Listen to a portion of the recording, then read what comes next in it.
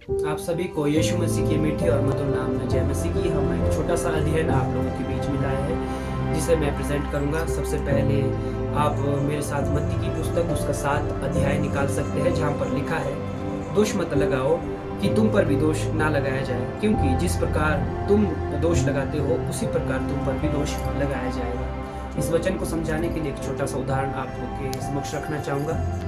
एक गांव में 2 मित्र हुआ करते थे। उनके बीच में एक घनिष्ठ मित्रता थी। एक मित्र बहुत अमीर और अच्छे खासे खानदान से था, वहीं एक मित्र बहुत गरीब और लाचार था। एक दिन उन दोनों के बीच में बातचीत हुई और गरीब मित्र ने कहा कि आप मुझे चीनी या राशन दीजिए, मैं उसके बदले आपको घी दूंगा। इस बातचीत के पश्चात जब एक दिन अमीर मित्र के एक करीबी दोस्त ने उसे एक बात कही कि आपका मित्र आपके साथ गद्दारी कर रहा है, वो आपको केवल 900 ग्राम घी दे रहा है। इस पर वो मित्र बहुत खेदित हुआ और दुखी हुआ और उसने अपने मित्र को बुलाया और उस गरीब मित्र को कहा कि तूने मेरे साथ ही गद्दारी क्यों की।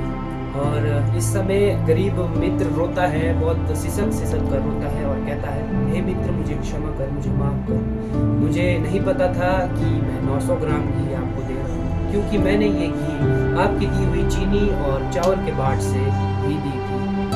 यहाँ पर देखने को मिलता है कि अमीर मित्र ने खुद पहले 900 ग्राम चीनी या चावल